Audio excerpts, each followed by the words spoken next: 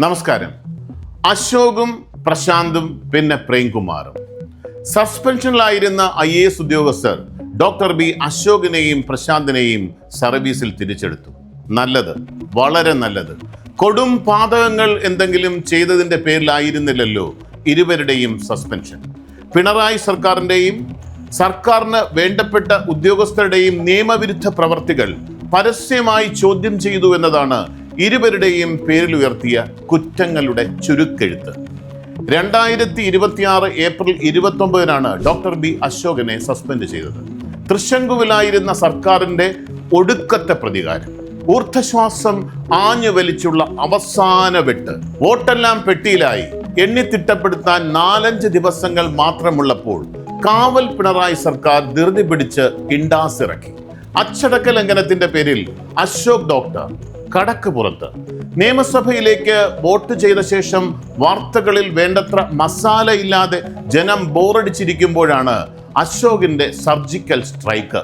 മറുനാടൻ മലയാളി തുടങ്ങി ഏതാനും ആന്റി പിണറായി മാധ്യമങ്ങളിൽ അശോകൻ സാർ താണ്ഡവമാടി. മസാലയോട് മസാല. ജനം ഹാപ്പി.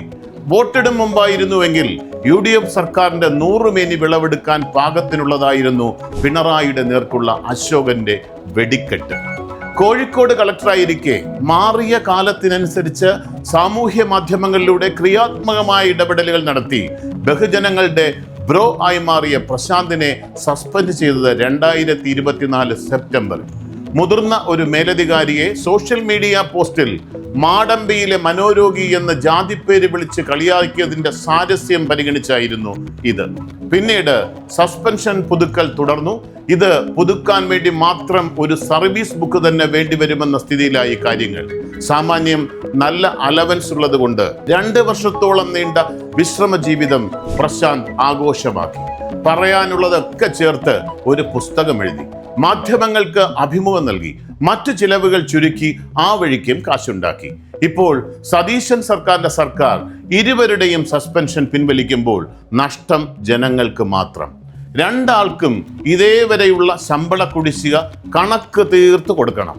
ചെയ്യാത്ത അല്ലെങ്കിൽ ചെയ്യിപ്പിക്കാത്ത ജോലിക്കുള്ള കൂലി നമ്മുടെ പോക്കറ്റിൽ നിന്ന്. പിണറായി സർക്കാരിന്റെ കാലത്ത് ദുരുപദേശങ്ങളാൽ പുറത്താക്കപ്പെട്ട മറ്റൊരാളാണ് ചലച്ചിത്ര അക്കാദമി ചെയർമാനായി നല്ല രീതിയിൽ പ്രവർത്തിച്ചു വന്ന സിനിമാ നടൻ പ്രേംകുമാർ. സർക്കാരിന് പ്രിയങ്കരനായി ഇരയ്ക്കൊപ്പം നിന്ന സംവിധായകൻ രഞ്ജിത്തന്റെ ലൈംഗിക അന്വേഷണ പരീക്ഷണ വിവാദങ്ങളെ തുടർന്ന് പുറത്തായ സാഹചര്യത്തിലാണ് വൈസ് ചെയർമാനായ പ്രേംകുമാർ ആ പദവിയിലേക്ക് എത്തുന്നത്.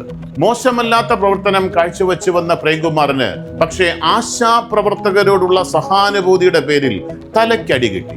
സെക്രട്ടേറിയറ്റിന് മുന്നിൽ ആശകൾ നടത്തിയ സമരത്തോട് മനസ്സുകൊണ്ടെങ്കിലും അനുഭാവം പുലർത്താത്ത ഒരാളും കേരളത്തിൽ ഉണ്ടായിരുന്നില്ല എന്ന് സത്യം. തെരഞ്ഞെടുപ്പ് മുന്നിൽ കണ്ട് ഇടത് സർക്കാർ കൊച്ചിയിൽ സാംസ്കാരിക വകുപ്പിന്റെ നേതൃത്വത്തിൽ സംഘടിപ്പിക്കാൻ ഒരുങ്ങിയ മാമാങ്കം ചർച്ച ചെയ്യാൻ മന്ത്രി സജി ചെറിയാൻ വിളിച്ച ഇൻഹൗസ് യോഗത്തിൽ പ്രേംകുമാർ സ്വയം വിമർശനപരമായി ആശാ സമരത്തെ എടുത്തു കാട്ടിയത്.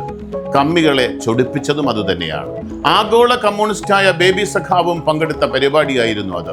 ആശമാർ ചില്ലറ കാശിന് വേണ്ടി സമരം ചെയ്യുമ്പോൾ കാശ് വാരിക്കോരി ചെലവഴിച്ച് സാംസ്കാരികോത്സവം സംഘടിപ്പിക്കുന്നതിന്റെ ഔചിത്യം ജനം ചോദ്യം ചെയ്തേക്കുമെന്ന ന്യായമായ ആശങ്കയാണ് പ്രേംകുമാർ ബേബിക്ക് മുന്നിൽ വച്ചത്.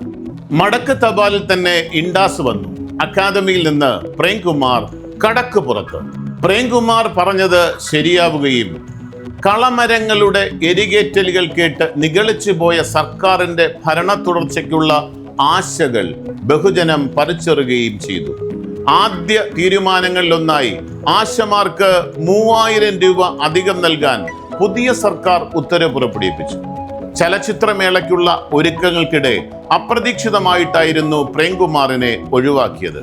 ഈ നീതികേടും പ്രേംകുമാറിന്റെ തുടർ പ്രതികരണങ്ങളും UDFന്റെ തെരഞ്ഞെടുപ്പ് വിജയത്തിന് മറ്റു പല ഘടകങ്ങൾക്കൊപ്പം കാരണമായിട്ടുണ്ട്.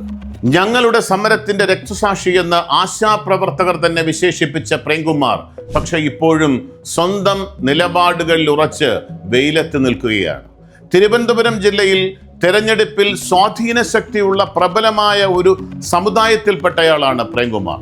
സത്യന് ശേഷം ആ സമുദായത്തിൽ നിന്ന് വന്ന് മലയാള സിനിമയിൽ പേരെടുത്ത ഒരേ ഒരാൾ.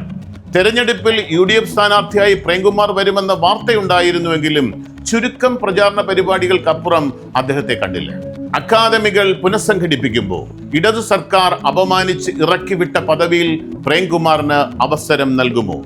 സംവിധായകനും നടനുമായ ജോയ് മാത്യുവിന്റെ പേരാണ് ചലച്ചിത്ര അക്കാദമിയിലേക്ക് UDF സർക്കാർ പരിഗണിക്കുന്നതെന്ന് സൂചനയുണ്ട്. അങ്ങനെയെങ്കിൽ പ്രേംകുമാറിനായി സർക്കാർ കണ്ടുവച്ചിരിക്കുന്നത് എന്താണ്? മുൻ academy chairman TK Rajeev Kumar chairman കസേര ഉറപ്പിക്കാൻ കൊണ്ടുപിടിച്ച ശ്രമം നടത്തുന്നുണ്ട് എന്ന് ചില ഓൺലൈൻ മാധ്യമങ്ങൾ വാർത്തകൾ പ്രചരിപ്പിക്കുന്നുണ്ട്. ഡോക്ടർ അശോകിനോടും പ്രശാന്തിനോടും VDS സർക്കാർ കാട്ടിയ നീതി പ്രേംകുമാറിനോടും കാട്ടുമോ? വിസ്മയങ്ങളുടെ കാലമാണല്ലോ. കാത്തിരിക്കാം മറ്റൊരു VDS വിസ്മയത്തിനായി.